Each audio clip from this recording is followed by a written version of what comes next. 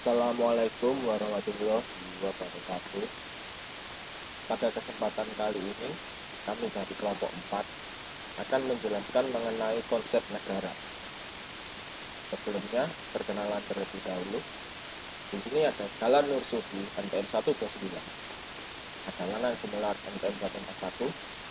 Ada Faiz Marwan, NPM 148. Dan ada Heri Suwanto, NPM 151. Yang pertama, konsep negara. Negara secara literal merupakan terjemahan dari kata-kata atau bahasa asing, yaitu state dari Inggris, stat dari Belanda dan Jerman, dan etat dari Prancis. Kata-kata tersebut diambil dari bahasa Latin status atau statum, yang berarti keadaan yang tegak dan tetap, atau sesuatu yang memiliki sifat-sifat yang tegak dan tetap. Sedangkan secara terminologi, negara diartikan dengan organisasi tertinggi di antara suatu kelompok masyarakat yang mempunyai cita-cita untuk bersatu, hidup dalam daerah tertentu, dan mempunyai pemerintahan yang berdaulat.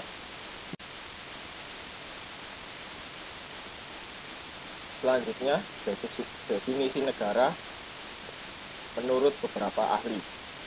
Yang pertama, ada definisi dari Roger Hasoltau dalam An Introduction of Politics tahun 1951. Di sini Roger Hasoltau menyebutkan bahwa negara merupakan agen atau kewenangan yang mengatur atau mengendalikan persoalan-persoalan bersama atas nama rakyat. Lalu yang kedua ada menurut Harold J. Lansky dalam The State in Theory and Practice tahun 1947. Menurut Harold, negara adalah suatu masyarakat yang diintegrasikan karena mempunyai wewenang yang bersifat memaksa dan yang secara sah lebih berkuasa daripada individu atau kelompok yang merupakan bagian dari masyarakat. Lalu yang ketiga ada pendapat dari Miriam Budiarjo, yaitu ahli ilmu politik. Dalam dasar-dasar ilmu politik tahun 2007 merangkum definisi-definisi negara menjadi berikut. Negara adalah suatu daerah teritorial yang rakyatnya diperintah oleh sejumlah pejabat dan yang berhasil menuntut dari warga negaranya ketaatan pada peraturan perundang-undangannya melalui penguasaan atau kontrol monopolistis terhadap kekuasaan yang sah. Pembahasan selanjutnya yaitu teori tentang negara. Yang pertama yaitu teori kontrak sosial atau social contract, ataupun teori perjanjian masyarakat. Dalam teori ini beranggapan bahwa negara dibentuk berdasarkan perjanjian-perjanjian masyarakat. Selanjutnya ada teori ketuhanan, yang menyebutkan bahwa negara dibentuk oleh Tuhan dan pemimpin-pemimpin negara ditunjuk oleh Tuhan. Raja dan pemimpin-pemimpin negara hanya bertanggung jawab pada Tuhan dan tidak pada siapapun. Selanjutnya ada teori kekuatan, yang menyatakan bahwa negara terbentuk dengan penaklukan dan pendudukan dari suatu kelompok etnis yang lebih kuat atas kelompok etnis yang lebih lemah. Teori selanjutnya yaitu teori organis, yang menyatakan bahwa hakikat dan asal mula negara adalah suatu konsep biologis yang melukiskan negara dengan istilah-istilah ilmu alam. Lalu ada teori historis yang menyatakan bahwa lembaga-lembaga sosial tidak dibuat, tetapi tumbuh secara evolusioner sesuai dengan kebutuhan-kebutuhan manusia. Adapun teori kedaulatan hukum yang menurut Mienu pada tahun 2010 menyatakan semua kekuasaan dalam negara berdasarkan atas hukum. Lalu ada teori hukum alam yang menyebutkan bahwa negara terjadi karena kehendak alam yang merupakan lembaga alamiah yang diperlukan manusia untuk menyelenggarakan kepentingan umum. Pembahasan selanjutnya yaitu bentuk negara. Adapun bentuk negara yang pertama yaitu negara konfederasi. Negara konfederasi merupakan negara yang terdiri dari persatuan beberapa negara yang berdaulat. Lalu ada negara kesatuan. Dalam negara kesatuan, yaitu negara tidak tersusun dari beberapa negara dan sifatnya tunggal. Hanya ada satu pemerintahan pusat yang memiliki kekuasaan tertinggi dalam pemerintahan. Lalu yang terakhir yaitu negara serikat atau federal.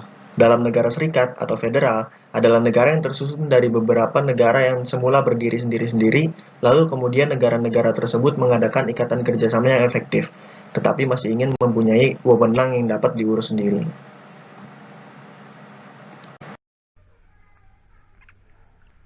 Selanjutnya, saya akan menjelaskan tentang tujuan negara.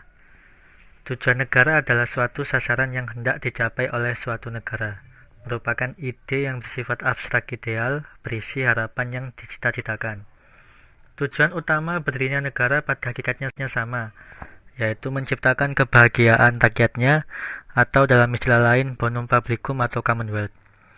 Menurut Roger Hasseltau, dalam An Introduction to Politics tahun 1951, menjelaskan tujuan negara yakni memungkinkan rakyatnya berkembang serta menyelenggarakan daya ciptanya sebebas mungkin.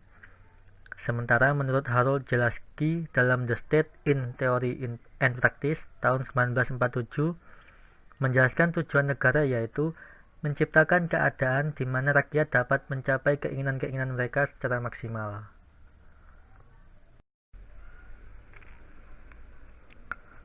Lalu, bagaimana dengan tujuan negara Indonesia? Tujuan negara Indonesia sudah tertuang dalam alinea keempat pembukaan UUD 1945, yaitu yang pertama, melindungi segenap bangsa Indonesia dan seluruh tumpah darah Indonesia. Yang kedua, memajukan kesejahteraan umum. Ketiga, mencerdaskan kehidupan bangsa. Dan yang keempat, ikut serta melaksanakan ketertiban dunia yang berdasarkan kemerdekaan, perdamaian abadi, dan keadilan sosial.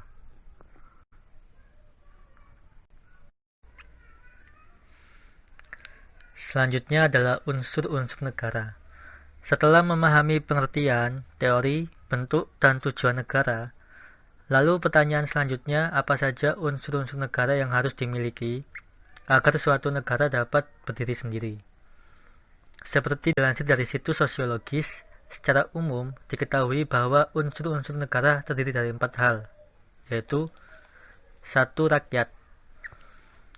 Unsur-unsur negara pertama yang harus dipenuhi adalah rakyat.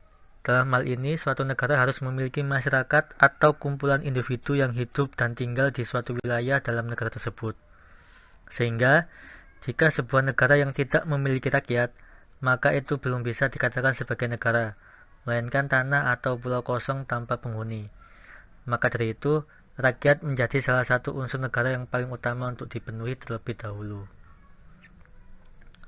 Lalu yang kedua, ada wilayah. Selain rakyat, wilayah juga menjadi salah satu unsur-unsur negara yang tidak kalah penting. Di sini suatu negara harus memiliki wilayah dengan batasan teritorial yang jelas. Diperlukan wilayah secara geografis, artinya wilayah yang mencakup bagian daratan dan udara. Bukan hanya itu, negara juga harus memiliki batas yang jelas dengan wilayah negara lain. Biasanya batas wilayah antar negara ini ditandai dengan berbagai macam benda, mulai dari batok kayu atau batu, garis cat, kawat berduri, hingga tembok raksasa. Batas wilayah antar negara ini ditentukan berdasarkan kesepakatan atau perjanjian. Lalu yang ketiga ada pemerintah yang berdaulat. Unsur negara yang perlu diperhatikan berikutnya adalah pemerintah yang berdaulat. Di sini pemerintah dapat diartikan sebagai lembaga legislatif yang membentuk undang-undang beserta jajarannya. Selain itu, pemerintah juga dapat dimaknai sebagai total lambang negara. Dalam sistem demokrasi, pemerintah Indonesia menganut trias politika dalam menjalankan fungsinya, yaitu berupa lembaga legislatif, eksekutif, dan yudikatif. Lalu yang keempat, ada pengakuan dari negara lain. Unsur negara terakhir yang harus dipenuhi adalah mendapatkan pengakuan dari negara lain. Di sini, keberadaan negara diperkuat dengan adanya pengakuan dari negara lain bahwa negara tersebut mampu secara mandiri mengatur rakyatnya dengan baik. Pengertian bangsa. Negara dan bangsa merupakan dua istilah atau kata yang memiliki arti berbeda. Bangsa dapat diartikan sebagai sekelompok orang yang memiliki identitas, budaya, adat, serta ideologi yang sama. Sedangkan istilah negara dapat diartikan sebagai wadah organisasi yang digunakan untuk menampung dan melayani bangsa-bangsa yang ada di dalamnya. Pembentukan bangsa Indonesia. Terdapat beberapa faktor penting terhadap pembentukan bangsa Indonesia, yaitu persamaan asal keturunan, persamaan pola kebudayaan, persamaan tempat tinggal atau tanah air, persamaan sejarah, serta persamaan cita-cita bangsa Indonesia.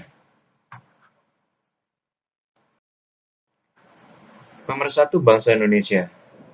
Terdapat pula beberapa faktor penting terhadap pemersatuan bangsa Indonesia, yaitu Pancasila, UUD 1945, bendera kebangsaan merah putih, lagu kebangsaan Indonesia Raya, bahasa Indonesia, satu wilayah Indonesia, serta satu pemerintahan negara.